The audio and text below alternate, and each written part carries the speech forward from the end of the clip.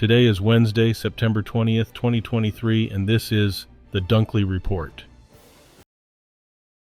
The U.S. has imposed sanctions on 7 people and 4 companies in China, Russia, and Turkey who officials allege are connected with the development of Iran's drone program.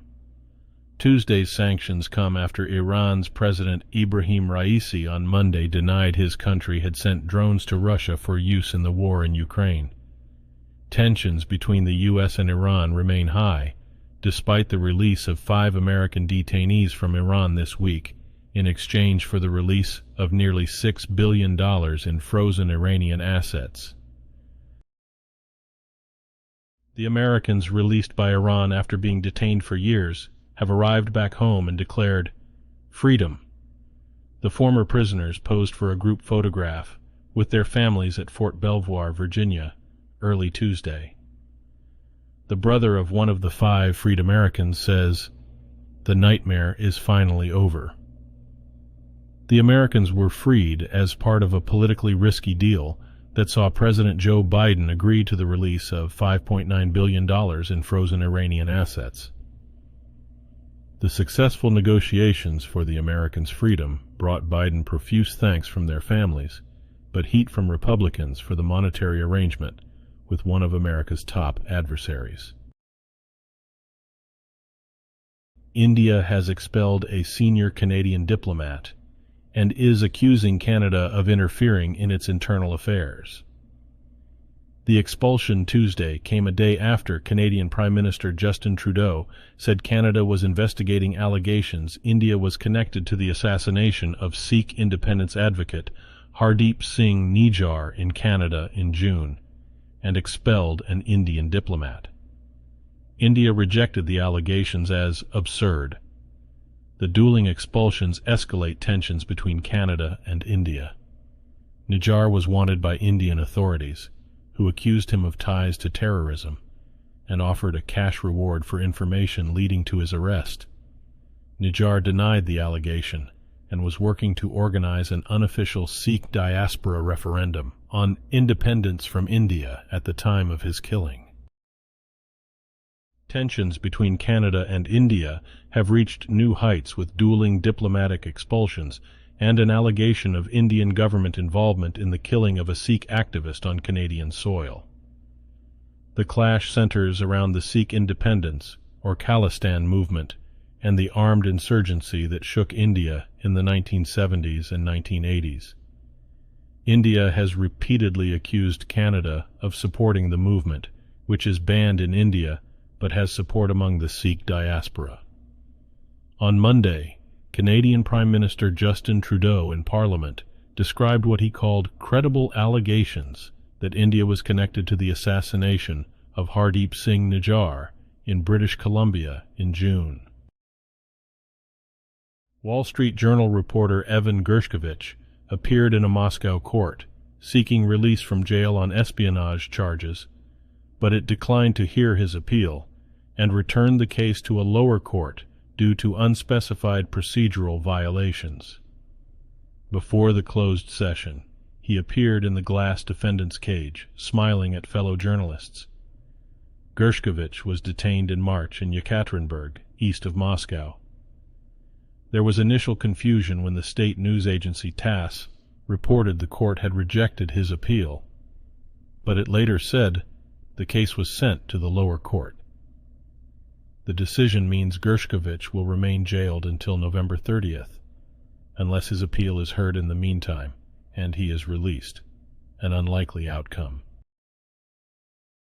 Scientists say climate change made the devastating storm along the Libyan coast up to 50 times more likely and 50% more intense. They also say, in an analysis released Tuesday, that intense rainfall over central Greece and parts of Bulgaria and Turkey were up to 10 times more likely and up to 40% more intense. Mediterranean storm Daniel caused massive flooding across eastern Libya that overwhelmed 2 dams, destroying neighborhoods in the coastal city of Derna and killing thousands. The analysis is part of an initiative to quickly evaluate the role of climate change after extreme weather events.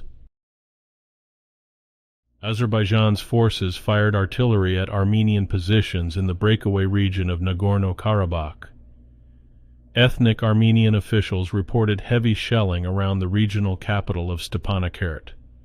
Local officials reported that scores of people, both civilians and troops, were killed and wounded in the fighting. Azerbaijan's defense ministry says the operation began Tuesday after 4 soldiers and 2 civilians died in landmine explosions in Nagorno-Karabakh. The reports raised concerns that a full-scale war in the region could resume between Azerbaijan and Armenia, which have battled over the mountainous territory for more than 3 decades. The most recent heavy fighting there occurred for 6 weeks in 2020. Ukraine is filing a complaint at the World Trade Organization against Hungary, Poland, and Slovakia after they banned grain and other food products coming from the war-torn country. The move announced Tuesday by the Ukrainian Prime Minister widens a rift between Ukraine and 3 members of the European Union. The bloc has been a pivotal backer of Kiev as it works to fight off Russia's invasion. In a break with the wider EU, Poland, Hungary, and Slovakia have announced bans on grain and other food from Ukraine, a major agricultural supplier to parts of the world where people are going hungry. They were joined Tuesday by Croatia. Farmers say the imports hurt growers by lowering local prices. Defense Secretary Lloyd Austin is urging defense leaders to dig deep and provide more air defense systems for Ukraine to help the country block increasing barrages of Russian missiles. Although allies say they will discuss how they can best help Ukraine's counteroffensive, they appear no closer to commitments on the longer-range missiles that Kiev's leaders insist they need. Austin spoke during a meeting of the Ukraine Defense Contact Group. It is made up of defense officials from more than 50 nations and is the main forum for raising contributions of weapons, other equipment, and training for Kiev's war effort. Several allies have pledged money and weaponry, including the Czech Republic, Denmark, and the Netherlands. Argentina is celebrating a decision by a United Nations conference to include a former clandestine detention and torture center as a World Heritage Site. A UNESCO conference in Saudi Arabia agreed to include the ESMA Museum and Site of Memory in the list of sites considered to be of outstanding value to humanity, marking a rare instance in which a museum of memory related to recent history is designated to the list. The former Navy School of Mechanics, known as ESMA, housed the most infamous illegal detention center that operated during Argentina's last brutal military dictatorship that ruled from 1976 through 1983. It now operates as a museum and a larger site of memory, including offices for government agencies and human rights organizations. Today's news was reported by the Associated Press. This has been the World News for Wednesday, September 20th, 2023. Thanks again for joining us at the Dunkley Report.